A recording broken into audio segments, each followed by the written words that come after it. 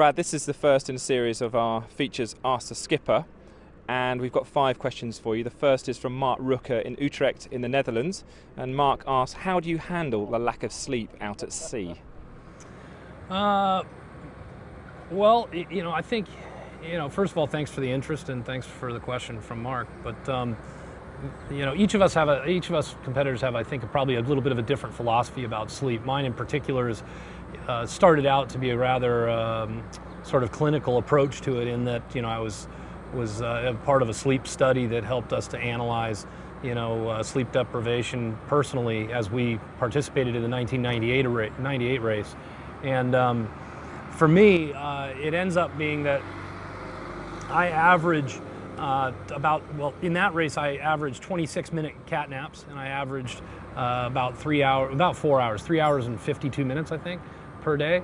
And the big thing is that you just get so tired is that you're just catching cat naps whenever you can. I tend to sleep on the floor or in the cockpit and the vestibule, so it's not a comfortable sleeping environment per se. Second question from Rich Hudnut in San Jose in the States. What's your favourite and your worst chore aboard the boat?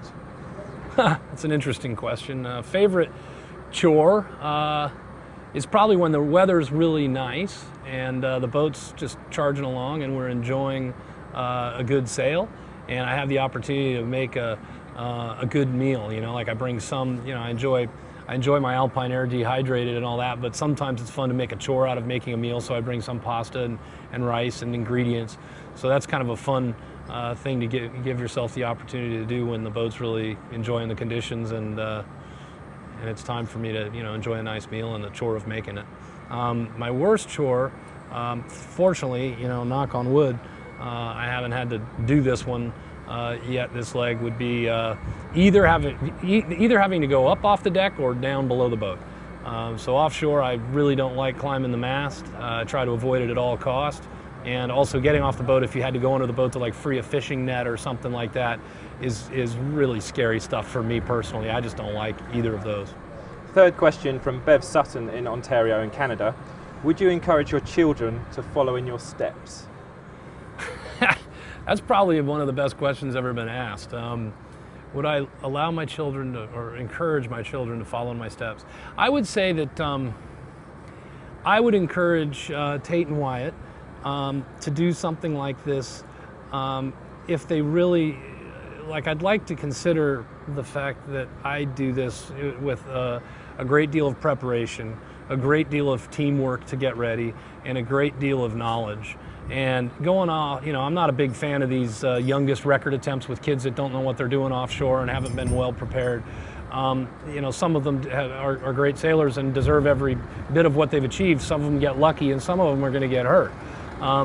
In my case, with my kids, I'm an advocate for them doing anything they want, as long as they're well prepared and they're doing it for the right reasons. Obviously, any parent would be nervous. I know mine are when I'm out there, so it would be nerve-wracking. But I would encourage them to do it, but only if they're properly prepared and really know what they're doing. Next question from Roman in Poland. What's the main difference between the newest and the oldest boat taking part in the race?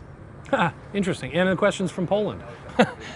So I don't know if that person is actually asking the difference between mine and Gutek's boat, or as the question is asked, the newest to the oldest, because that is the case with mine and Gutek's boats.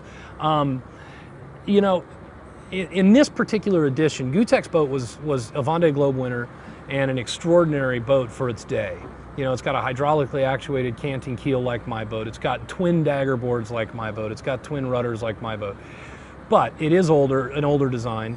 I would definitely choose mine over Gutek's based on just the modernness of the hull shape. I think really the biggest difference from a theoretical standpoint between my boat and the oldest is that the shape of the hulls changed a little bit between his and mine, that give my boat a little bit more power.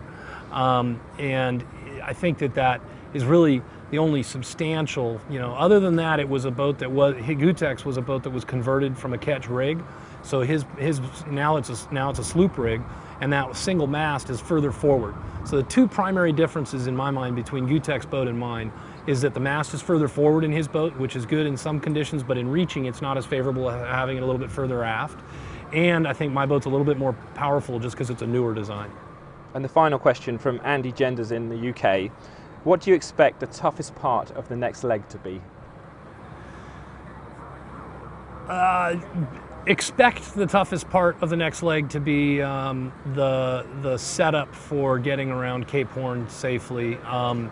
But it could also turn out to be like the last leg, where the toughest part is the mental challenge. I mean, this is a very, very remote leg, the most remote leg. I mean, we go literally within miles of the most remote place on Earth. There are no stops, even fewer than the last leg, where we had the Kerguelens if we needed to stop. There really isn't anything between New Zealand and Chile. And so that is a very desolate, sort of remote seascape that can really play games with your mind. So that could become the toughest challenge, but let's see how the weather develops and how the sailing develops. Thanks for your time, Brad. Yeah, no, it's fun. That's a good idea.